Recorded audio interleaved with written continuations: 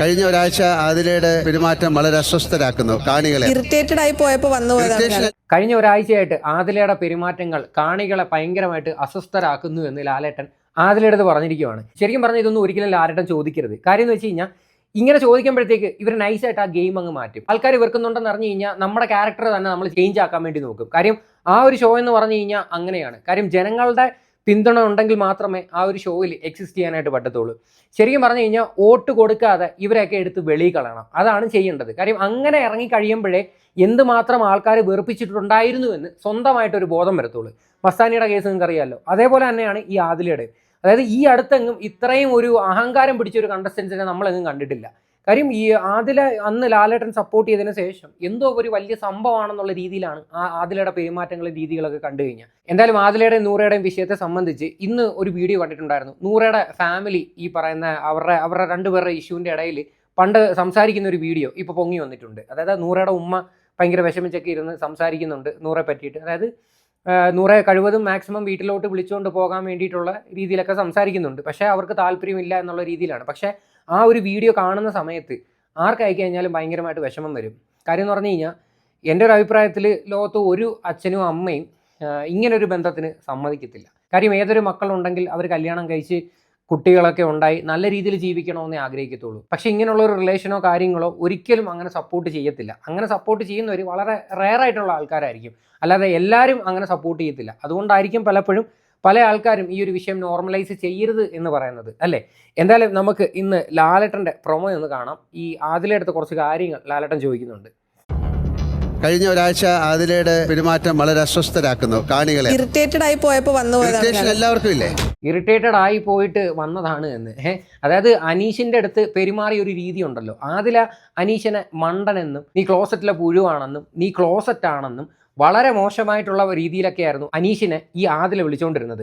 ആ സമയത്ത് ഞാൻ ആ ഒരു വീഡിയോ റിയാക്ട് ചെയ്യുന്ന സമയത്ത് പറഞ്ഞിട്ടുണ്ട് ഈ ഒരു പെൺകുട്ടിക്ക് യാതൊരുവിധ ബോധവും വിവരവും ഇല്ല എന്ന്. അതായത് ഈ ആദിലയുടെ നൂറയുടെ വീഡിയോ ഒക്കെ നിങ്ങളൊന്ന് പോയി കാണണം. അതായത് ഫേസ്ബുക്ക് ലൈവൊക്കെ വളരെ മോശമായിട്ടുള്ള രീതിയിലുള്ള സംസാരമാണ് ആദില സംസാരിക്കുന്നത്. വളരെ കച്ചറ സംസാരം. നൂറയുടെ എന്താണ് നിങ്ങൾക്ക് ഇഷ്ടമെന്ന് ചോദിക്കുമ്പം ആദില അതിന് ഭയങ്കരമായിട്ട് വർണ്ണിച്ച് പറയുന്ന ഒരു ഡയലോഗൊക്കെ ഉണ്ട്. അപ്പോൾ എന്തായാലും ഈ ഒരു സ്വഭാവം ഇനിയെങ്കിലും മാറ്റിയില്ലെങ്കിൽ നിങ്ങളുടെ ലൈഫിനെ തന്നെയായിരിക്കും അത് ബാധിക്കുന്നത്. വേറെ ഒന്നുമല്ല, ആ കൂടെയുള്ള ആ ഒരു പെൺകുട്ടിയെ തന്നെയായിരിക്കും ബാധിക്കുന്നത്. വ്യക്തിവിരോധമുള്ള പോലെയൊക്കെ എനിക്ക് തോന്നിയിട്ടുണ്ട്. വ്യക്തിവിരോധം ഉള്ളത് പോലെയൊക്കെ തോന്നിയിട്ടുണ്ടെന്ന് വളരെ സത്യമല്ലേ? അനീഷ് പെരുമാറുന്ന ഒരു രീതിയുണ്ട്. അനീഷിൻ്റെ ഒരു ക്വാളിറ്റി അതാണ്. അനീഷ് ഭയങ്കരമായിട്ട് ഇറിറ്റേറ്റ് ചെയ്യുമായിരിക്കും. നിങ്ങൾ ഒരു കാര്യം ചെയ്യണമെന്ന് പറഞ്ഞു കഴിഞ്ഞാൽ അനീഷ് കണ്ടിന്യൂസ്ലി അയാൾ ഇങ്ങനെ ഇറിറ്റേറ്റ് ചെയ്ത് സംസാരിച്ചുകൊണ്ടിരിക്കും. പക്ഷേ അനീഷ് കീപ്പ് ചെയ്യുന്നൊരു മാന്യതയുണ്ട്. അനീഷ് ഈ പറയുന്ന രീതി മോശമായിട്ട് ഒരു മനുഷ്യരുടെ അടുത്ത് സംസാരിക്കുന്നില്ല. അതാണ് ആ ഒരു മനുഷ്യൻ്റെ ഏറ്റവും വലിയൊരു ക്വാളിറ്റി. ആ ഒരു ക്വാളിറ്റി പോലും ഈ ഒരു പെൺകുട്ടിക്കില്ല. ശരിക്കും ഇതൊക്കെ കണ്ടു പഠിക്കേണ്ടതാണ്. ഉപദ്രവത്തിലേക്ക് പോയോ? പെട്ടെന്ന് ദേഹത്ത് ഉന്തിയപ്പോ ഞാൻ പെട്ടെന്ന് റിഫ്ലക്ഷൻ എന്ന് പറയുന്നത് ഇമ്മീഡിയറ്റ് ഉണ്ടാകുന്നതാണ്. അത് കുറച്ച് ദിവസം കഴിഞ്ഞുണ്ടാകേണ്ടതല്ല. ഞാനിവരെ രണ്ടുപേരോടും ഞാൻ പറയാറുണ്ട്, ബോറടിച്ചു തുടങ്ങി. ആ വാക്കാണ് കറക്റ്റ്. നൂറ ഇതാണ് കാര്യം. രണ്ടുപേരും കൂടെ അനാവശ്യമായിട്ട് അങ്ങോട്ടും ഇങ്ങോട്ടും തമ്മിൽ ചൊറിഞ്ഞുകൊണ്ടിരിക്കുമ്പോഴത്തേക്കുണ്ടല്ലോ കാണുന്നവർക്കും കൂടി അത് ഭയങ്കരമായിട്ട് അങ്ങ് വെറുപ്പിക്കും. ആരെയും വെറുപ്പിക്കാതിരിക്കും. ഇപ്പം ബിഗ് ബോസിൽ പോകുന്ന ഏതൊരു വ്യക്തികളും പഠിക്കേണ്ട ഒരു കാര്യമാണ്. നമ്മൾ ഒരിക്കലും വെറുപ്പിക്കരുത്. കാണികളെ വെറുപ്പിച്ച് കഴിഞ്ഞാൽ പിന്നെ ഒരു മനുഷ്യരും നിങ്ങൾക്ക് വോട്ട് ചെയ്യത്തുമില്ല, ഒരു മനുഷ്യരും നിങ്ങളെ മൈൻഡ് ചെയ്യത്തില്ല. അത് മാത്രമല്ല, ഈ ബിഗ് ബോസിനെ സംബന്ധിച്ച് വെളിയിൽ ഇറങ്ങി കഴിഞ്ഞാലും ഇതിൻ്റെ ഒരു ആഫ്റ്റർ എഫക്റ്റ് അവിടെ കിടക്കും. അത് ജീവിതകാലം മുഴുവനും നമ്മൾ തലയിൽ ചുമന്നുകൊണ്ട് കിടക്കേണ്ടി വരും. ആദ്യമേ എന്തെങ്കിലും ഒരു പ്രശ്നങ്ങൾ നിങ്ങൾക്ക് പുറത്തുണ്ടാകുമ്പോൾ ബിഗ് ബോസിൽ നമ്മളെല്ലാവരും കണ്ടതല്ലേ, ആ ഒരു രീതിയിലോട്ടേ വരും. അതുകൊണ്ട് കഴിവതും ഉള്ള ദിവസങ്ങളിൽ വളരെ മര്യാദയായിട്ട് നിന്ന് കഴിഞ്ഞാൽ നിങ്ങൾക്ക് കൊള്ളാം. ആണോ ശരിക്കും ആദിലയുടെ സ്വഭാവം? ഇപ്പൊ നൂറ എങ്ങനെ സഹിക്കുന്നു? എന്ത് ചെയ്യാൻ പെട്ടുപോയില്ലേ എന്ന് ചോദിച്ചപ്പം പറഞ്ഞിട്ടില്ലേ എന്ത് ചെയ്യാനാണ് ഞാൻ പെട്ടുപോയില്ലേ എന്ന്. ശരിക്കും തമാശയ്ക്ക് പറഞ്ഞതാണോ അതോ ഇനി വളരെ സീരിയസ് ആയിട്ട് പറഞ്ഞതാണോ എന്ന് എനിക്കറിയത്തില്ല. അപ്പം ലാലേട്ടൻ തന്നെ അതിശയപ്പെട്ടൊക്കെ നോക്കുന്നുണ്ട്. ശരിക്കും നൂറ പെട്ടുപോയെന്ന തരത്തിലാണ് കുറേ ആൾക്കാർ ഈ അടുത്തൊക്കെ വീഡിയോ ഒക്കെ ചെയ്തിട്ടുണ്ടായിരുന്നത്. ശരിക്കും പറഞ്ഞാൽ അതിൻ്റെ സത്യാവസ്ഥ എന്താണെന്ന് അവർക്ക് മാത്രമേ അറിയത്തുള്ളൂ. പിന്നെ ഈ പറയുന്ന സെക്ഷുവാലിറ്റിയുടെ കാര്യം അത് ഓരോ മനുഷ്യർ ജനിക്കുമ്പോഴത്തേക്ക് ഉള്ള ജനറ്റിക്കായിട്ട് കിട്ടുന്ന ഓരോ കാര്യങ്ങളാണ്. അതൊരിക്കലും അതൊരിക്കലും അവരെ നമുക്ക് തിരുത്താനായിട്ട് പറ്റത്തില്ല, അല്ലേ? പക്ഷേ പല കുടുംബങ്ങളിലും ഇങ്ങനെയൊക്കെയുള്ള ബന്ധങ്ങൾ ഒരിക്കലും സമ്മതിക്കത്തില്ല. അതാണ് ഇതിൻ്റെ ഒരു സത്യാവസ്ഥ എന്ന് വെച്ച് കഴിഞ്ഞാൽ. എന്തായാലും നൂറ പറയുന്നുണ്ട് എന്ത് ചെയ്യാനാ പെട്ടുപോയില്ലേ എന്ന്. ഇനി നൂറയുടെ ഉമ്മയുടെ ഒരു വീഡിയോ നിലവിലിപ്പോൾ പുറത്തു വന്നിട്ടുണ്ട്. ആ വീഡിയോ നമുക്കൊന്ന് കാണാം. ഞാൻ സ്വന്തം പറയാണ്, ഞാൻ വരുന്നില്ല. ഇവരാരും ഒന്നും തന്നിട്ടൊന്നല്ല, ഞാൻ വരുന്നില്ല. അതിന് താഴെ നമ്മൾ പറയുന്നത് എനിക്ക് കേൾക്കാനാണ്. കാരണം ഞാൻ അതിൽ എഴുതി വെച്ചിരിക്കുന്നത് എന്നാലും ഇതോട് പറഞ്ഞോളൂ. നീ അയ്യോടെ കണ്ടോ? ഇവിടെ നൂറയുടെ ഫാമിലി ഭയങ്കര ടോക്സിക് ആണെന്നൊക്കെ പറയുന്ന ഒരുപാട് ആൾക്കാരുണ്ടായിരുന്നു. അപ്പോൾ നിങ്ങൾ മനസ്സിലാക്കേണ്ട ഒരു കാര്യമുണ്ട്, ഏതൊരു അമ്മയ്ക്കും അച്ഛനും ഉണ്ടാകുന്ന വിഷമങ്ങളാണ് അവരവിടെ പ്രകടിപ്പിക്കുന്നത്.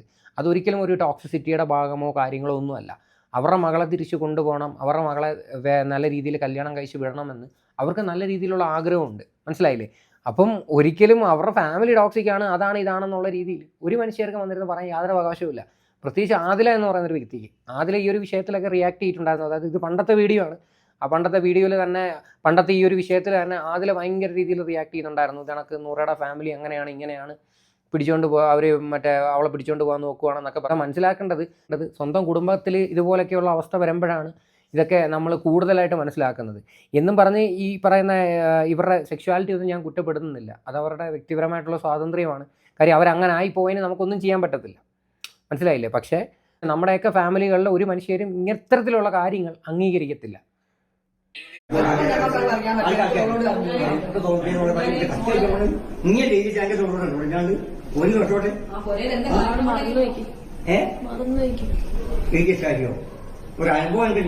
അതല്ല, ഓൾക്ക് എന്താന്ന് വെച്ചാല് നിങ്ങളടുത്ത് ഇപ്പൊ അത് പറയാന് സുരക്ഷിതമായിട്ട് തോന്നുന്നില്ല. അത് അല്ലെങ്കിൽ ഓള് പറഞ്ഞിട്ടുണ്ടാവും.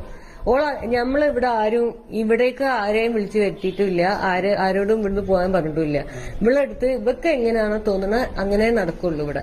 അപ്പൊ ഓള് ഓൾറെഡി പറഞ്ഞു കഴിഞ്ഞ് നിങ്ങളെ കൂടെ വരുന്നില്ല എന്നുള്ളത്. അതിന്റെ കാരണം എന്താന്ന് നിങ്ങൾ ആ കത്തൊന്ന് വായിച്ചു വെക്കുന്നത് സംസാരിക്കാം.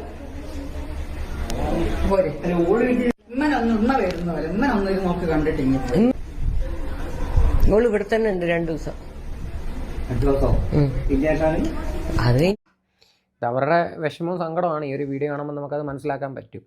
പ്രത്യേകിച്ച് ഉമ്മയായാലും വാപ്പയായാലും അവർക്ക് അവരുടെ മകളെ നല്ല രീതിയിൽ വളർത്തണമെന്നല്ല എൻ്റെ ആഗ്രഹം, അല്ലേ? അപ്പോൾ ഒരിക്കലും നമ്മൾ ഇവരെയും കുറ്റം പറഞ്ഞിട്ട് കാര്യമില്ല. ഇതിൻ്റെ റിയാലിറ്റി എന്താണെന്ന് നമ്മളെപ്പോഴും മനസ്സിലാക്കുക. ഇവിടെ നൂറ തമാശയ്ക്കാണെങ്കിലും പറയുന്നുണ്ട് എന്തായാലും പെട്ടുപോയില്ലേന്ന്. അതിനകത്തൊക്കെ ആ തമാശയിൽ എന്തെങ്കിലുമൊക്കെ കാര്യം ഉണ്ടെങ്കിൽ ഇത് സംഭവം മൊത്തത്തിൽ തിരിഞ്ഞു വരും. നാളെ ഒരു കാലത്ത് ആദിലയുടെ പെടലിക്കായിരിക്കും വരുന്നത്. ആദിലയുടെ ഒരു ക്യാരക്ടർ ഒരു മനുഷ്യർക്കും അഡ്ജസ്റ്റ് ചെയ്ത് പോകാൻ പറ്റത്തില്ല. ആദില ആ രീതിയിലുള്ള പരിപാടികളൊക്കെയാണ് കാട്ടിക്കൂട്ടുന്നത്. ഇന്നലെ ആദിലയും നൂറയും തമ്മിൽ എന്തോ ഇഷ്യൂസ് ഉണ്ടായിരുന്നു. അപ്പം അത് ഇന്നലെ ആ ഒരു പ്രൊമോയ്ക്കകത്ത് കണ്ടിട്ടുണ്ടായിരുന്നു. എനിക്ക് ഇന്നലെ എപ്പിസോഡ് കാണാൻ പറ്റിയില്ല. അപ്പോൾ അതിൻ്റെ ഇടയിൽ അവരുടെ ഇടയിലും എന്തൊക്കെയോ ചെറിയ ഇഷ്യൂസ് നല്ല നൈസായിട്ട് പൊട്ടി വരുന്നുണ്ട്. അപ്പോൾ അങ്ങനെ ഈ ബിഗ് ബോസിനകത്ത് വെച്ച് ഇതുപോലെ ഇഷ്യൂസൊക്കെ ഉണ്ടായിട്ട് രണ്ടുപേരും വേർപിരിയുന്നൊരു സിറ്റുവേഷൻ ഉണ്ടെങ്കിൽ അത് വൻ വിവാദത്തിലോട്ടായിരിക്കും പോകുന്നത്. ഒരു അഡൾട്ടായ ആൾക്കാർ അവർക്ക് ജോലി ചെയ്യാം, അവർക്ക് പല രീതിയിൽ ജീവിക്കാനുള്ള സമൂഹമാണ്.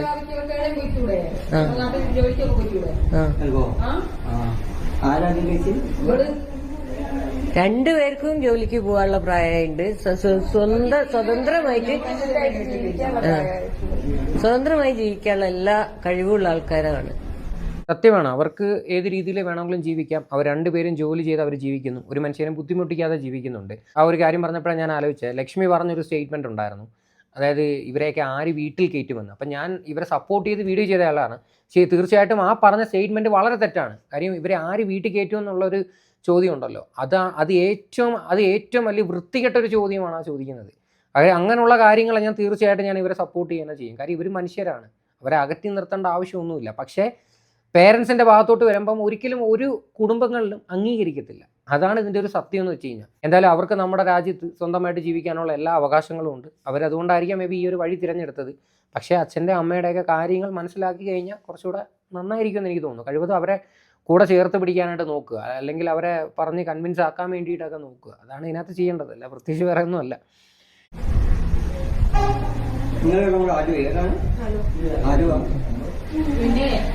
हिंदी പഠിക്കുന്നത്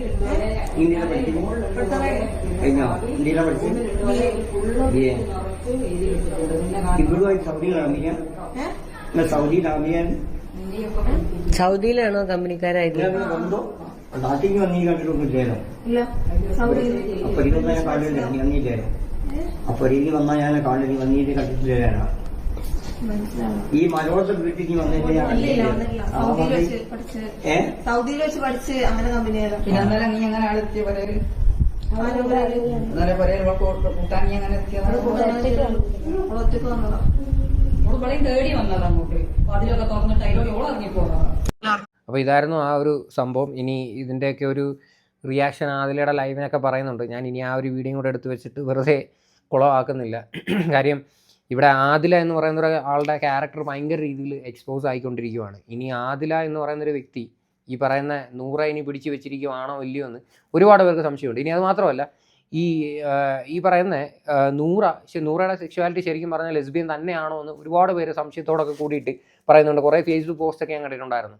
അതായത് പണ്ട് ഈ ഒരു ആണിൽ നിന്ന് മോശം അനുഭവം ഉണ്ടാക്കിയെന്ന് വെച്ചിട്ട് ഒരിക്കലും എല്ലാ ആണുങ്ങളും അങ്ങനെ ആയിരിക്കണമെന്നില്ല. അത് മാത്രമല്ല, ഈ പറയുന്ന സെക്ഷുവാലിറ്റിയുടെ കേസും പറയുന്നുണ്ട്. ഇനിയിപ്പോൾ ഇതിനകത്തൊക്കെ എന്തെങ്കിലും വാസ്തവം ഉണ്ടോയെന്നൊന്നും ഒരിക്കലും നമുക്ക് പറയാൻ പറ്റത്തില്ല. എന്തായാലും നമുക്ക് കണ്ട് തന്നെ അറിയാം. എന്തായാലും ആദില ഈ ഒരു രീതിയിൽ ആ ഒരു ഷോയിൽ കണ്ടിന്യൂ ചെയ്ത് കഴിഞ്ഞാൽ അധിക കാലം അതിനകത്ത് നിൽക്കാൻ പറ്റത്തില്ല. ഓരോ ആൾക്കാരെയും ചെന്ന് വെറുപ്പിക്കുവാണ്, അങ്ങേയറ്റം വെറുപ്പിക്കുവാണ്. നിങ്ങളൊന്ന് ആലോചിച്ച് നോക്കുക. അനീഷൊക്കെ ശരിക്കും പറഞ്ഞാൽ അവരെക്കാട്ടി എത്ര വയസ്സ് മൂത്തതാണ്. അനീഷിനൊക്കെ വിളിക്കുന്ന വിളിയാണോ മണ്ടൻ, പൊട്ടൻ, അപ്പി, ഇങ്ങനെയൊക്കെയാണ് വിളിക്കുന്നത്. യാതൊരു ബോധമില്ലാത്ത ഒരു സ്ത്രീ. അത് മാത്രമല്ല, വന്നിരുന്ന പാരാത്രിയിലുള്ള ഓരോ ഗ്രൂപ്പായിട്ടുള്ള ഡിസ്കഷൻസ്, വളരെ മോശമായിട്ടുള്ള കുറേ ചർച്ചകൾ, ഇതൊക്കെ എന്താണ് ശരിക്കും പറഞ്ഞു കഴിഞ്ഞാൽ. എന്തായാലും ഫാമിലി റൗണ്ട് വരുവാണ്. ഇവരുടെയൊക്കെ ആരെങ്കിലുമൊക്കെ ഫാമിലി വരുമെന്ന് നമുക്ക് കണ്ടറിയാം. എന്തായാലും ഈ ഒരു വിഷയമായിട്ട് ബന്ധപ്പെട്ട് നിങ്ങളുടെ എല്ലാവരുടെയും അഭിപ്രായങ്ങൾ എന്താണെന്ന് വെച്ചാൽ നിങ്ങൾ തീർച്ചയായിട്ടും കമൻറ്റ് ചെയ്യുക.